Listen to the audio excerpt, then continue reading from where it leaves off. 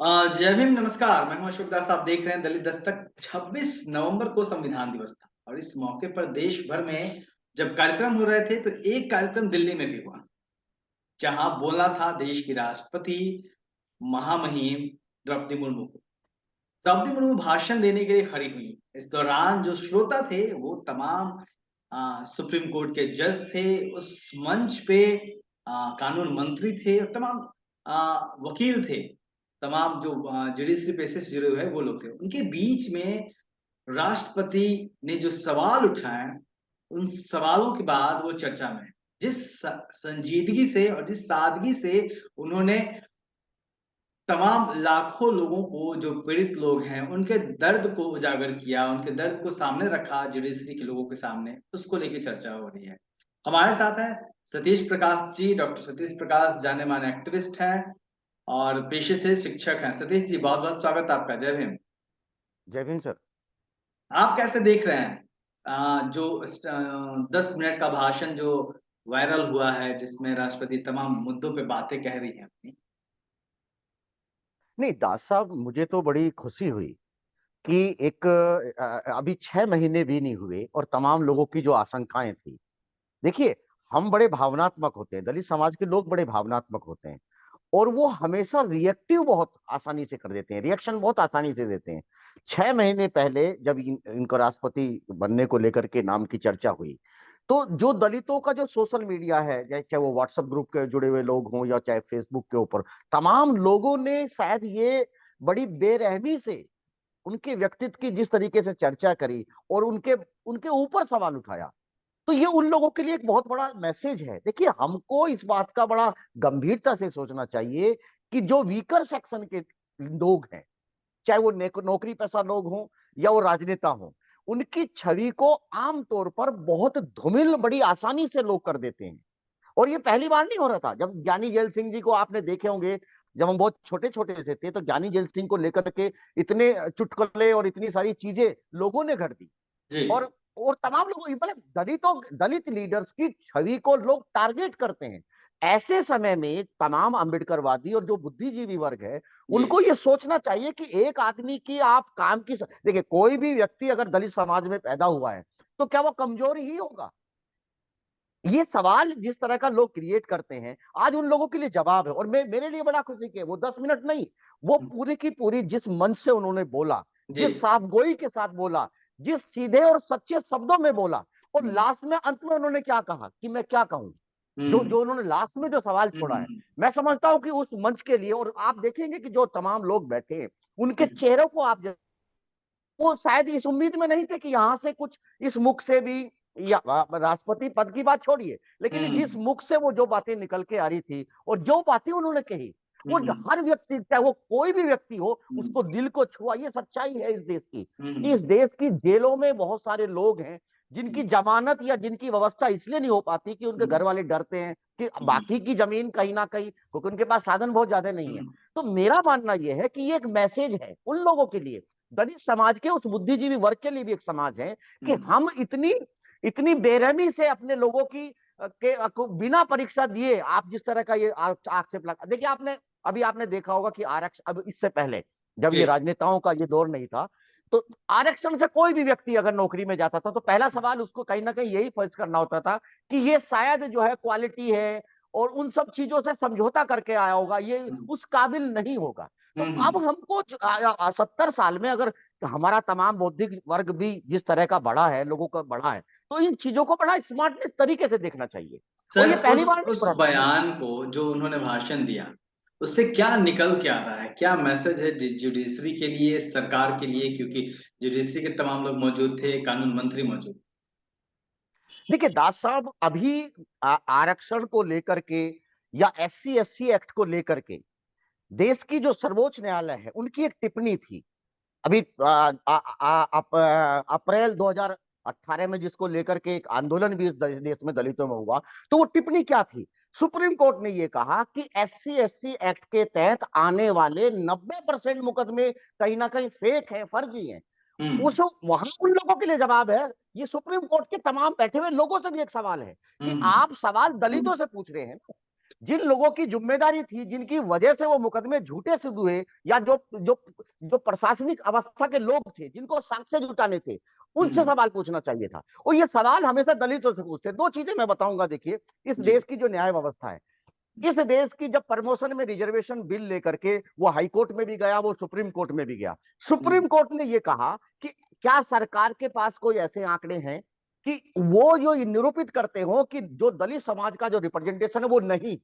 लेकिन हम्म। वही माननीय सर्वोच्च न्यायालय, जब ईडब्ल्यूएस के आरक्षण देने की बात होती है, तो वहां से सरकार से ऐसे कोई आंकड़े या ऐसी कोई नहीं माना। मांग नहीं मांगी। तो ये हम्म। ऐसे ऐसे सिस्टम में, देखिए, दलित भी इस देश का नागरिक है, जिम्मेदार नागरिक है। वो संविधान को कहीं ना कहीं बहुत उसको एक आस लगती है। उस देश की न्याय व्यवस्था में सबसे ज्यादा विश्वास करने वाले वही लोग हैं ना।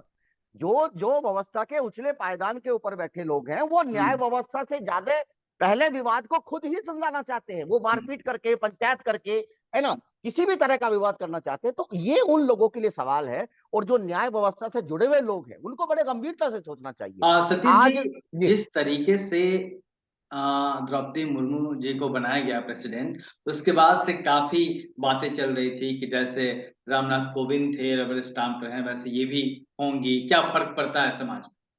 लेकिन कहीं ना कहीं संवैधानिक तौर पे बहुत सारे ताकत ना होते हुए भी राष्ट्रपति जब किसी मंच से अपनी बात कह देता है, तो वो सरकारों के लिए, व्यवस्था में बैठे हुए लोगों के लिए, क्योंकि वो सबका सर्वोच्च होता है, चाहे वो न्यायालय हो, चाहे सरकार हो, चाहे सेना हो, उसके लिए एक वही बहुत बड़ी बात हो जाती है।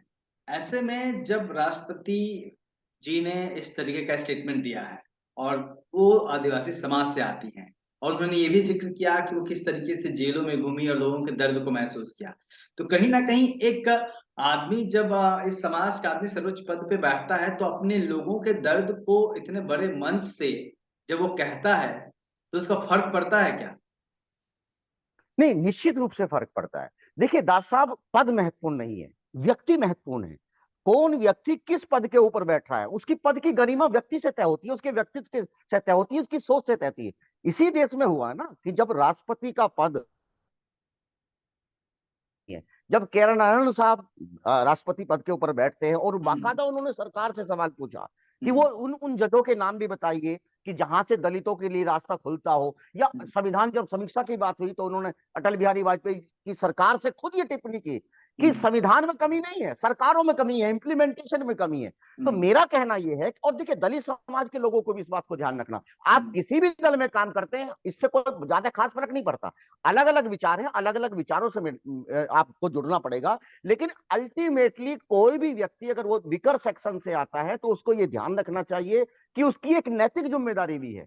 आज वो किसी दल के अंदर काम कर रहा है, लेकिन निश्चित रूप से एक समाज का जो जो भी संसाधन है उसके पास रहे होंगे, क्योंकि पढ़ा हुँ, लिखा व्यक्ति के ऊपर हमारे दलित समाज के लोग सबसे ज्यादा अपनी ताकत लगा देते हैं। हुँ, उसको सबसे पहले सबसे अच्छा खाना मिलता है, उसको सबसे पहले खाना मिलता है, हुँ, जो भी उस बेहतर व्यवस्था में हो सकता है। तो हुँ, हर व्यक्ति की ये जिम्मेदारी है कि अगर उसको काम करने का मौका मिलता है, या किसी मंच से अपनी बात कहने का मौका मिलता है, हुँ, तो बड़ी साफगोई से और बड़ी मजबूती से वो बात कहनी चाहिए।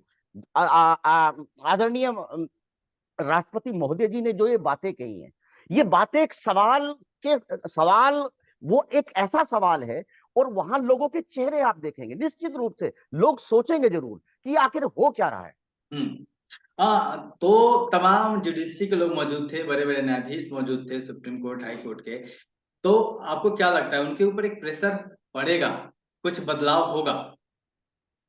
नहीं, निश्चित रूप से देखिए, आप अगर उस वीडियो को देखेंगे, बहुत ध्यान से आप देखना, वो जी, देखा द्रौपदी जी मैंने। जो बोल रही है, हुँ, एक एक शब्द उन्होंने बड़ा, मतलब हुँ, हिंदी भाषी क्षेत्र से नहीं आती हैं, हुँ, वहां से वो उस लोकल लैंग्वेज का भी उनके ऊपर हुँ, इम्पैक्ट है। ज़िक्र किया लेकिन है। जिस तरीके से उन्होंने धीमे धीमे धीमे धीमे वो बोलते गए, और उसके बाद उस वीडियो में जो तमाम जो मंत्री जी भी हैं, केंद्रीय हुँ, मंत्री भी हैं, और तमाम जज भी हैं, उनके चेहरे आप देखना।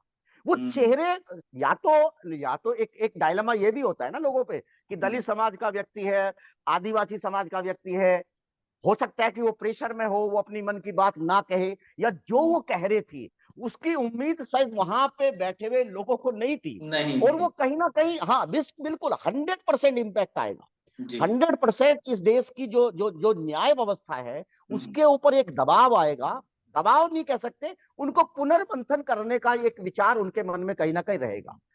और देखिए दास साहब, एक बात मैं बताऊंगा कि देखिए ये चीजें भी हमको दलितों के जो बौद्धिक वर्ग है उनका जी। जो सोशल मीडिया जो प्लेटफॉर्म है हम्म, उसका उपयोग बहुत ईमानदारी से करना चाहिए। कहीं हम्म, ऐसा तो नहीं, क्योंकि जहां ये सवाल उठ रहा, आप बीजेपी के विरोध में आप अपने लोगों का भी विरोध करेंगे भाई, ये हम्म, उन लोगों के लिए भी जवाब हो सकता है। और देखिए ये ऐसा नहीं है कि बीजेपी के लीडर के पास हो रहा, ये तमाम जो लीडर्स हैं, जो दलितों के लीडर्स जब मजबूती की हम्म, तरफ बढ़ते हैं, आपने सुशील कुमार शिंदे जी को देखा होगा, जब वो हम्म, गृह मंत्री बने और इस देश में उन्होंने पिछले बहुत कम समय में तमाम लोगों को फांसी पे लटकाना शुरू कर दिया, तो हम्म, मुझे खुद अच्छी तरीके से याद है कि जो लोग सरकार के ऊपर ये आक्षेप लगाते थे कि सरकार जो है वो अपराधियों को और जो खूनी और दरिंदे आतंकवादियों को बचा के रखी है, शायद वो भी ये कह रहे थे कि नहीं नहीं नहीं, थोड़ा जल्दी नहीं कर रहे हैं। तो कहीं ना कहीं लोग डरते जरूर हैं। मेरा हम्म, मानना यह है कि दलित समाज का व्यक्ति को सच्चे मन से और समाज को मद्देनजर रखते हुए, हम्म, ठीक है पार्टी का एक एजेंडा हो सकता है, पार्टी का एजेंडा आप रखिए, लेकिन हम्म, उसके साथ साथ आपको यह भी ध्यान रखना चाहिए, क्योंकि बाबा साहब ने आरक्षण किस लिए दिया है भाई। आप कभी विधायक चुने जाते हैं, आप एमपी चुने जाते हैं, या आप पार्षद भी चुने जाते हैं, हम्म, तो कहीं ना कहीं आप रिप्रेजेंट उस समाज को आप रिप्रेजेंट करेंगे। मेरे हिसाब से जी। राष्ट्रपति जी ने जितनी जितनी ताकत के साथ हम्म, जो, और उन लोगों के लिए जिनके मन में थोड़ा गिले शिकवे रहे होंगे, और हो हम्म, सकता है कि आगे आने वाले समय में अगर हम्म, इसका प्रचार प्रसार और ये चीज लोगों तक जाती है, तो हम्म, निश्चित रूप से और लोग भी बहुत सारे निकल के आएंगे अपनी जी। बात इस तरह से कहने के लिए। जी, बहुत बहुत शुक्रिया सतीश जी। और एक समाज के अलावा एक शीर्ष पद पे बैठा हुआ जो व्यक्ति कोई बात कहता है, और कहीं ना कहीं उसके देश का हर आदमी अहम है। और ऐसे में द्रौपदी मुर्मू जी ने जिस तरीके से सरकार को और जिस तरीके से न्यायपालिका की तरफ इशारा किया है कि अब आप देखिए, मैं कम बोल रही हूँ, इसके बाद मैंने जो नहीं बोला है वो आप देखिए, आपको करना है, इसके बाद क्या करना है वो आपको तय करना है। ये निश्चित तौर पे कहीं ना कहीं बहुत बड़ा सवाल छोड़ जाता है जुडिशरी सिस्टम के ऊपर, सरकारों के ऊपर। और सुधार क्या होगा यह देखना बाकी रहेगा। देखते रहिए दलित दस्तक। शुक्रिया। जय भीम। जय हिंद सर।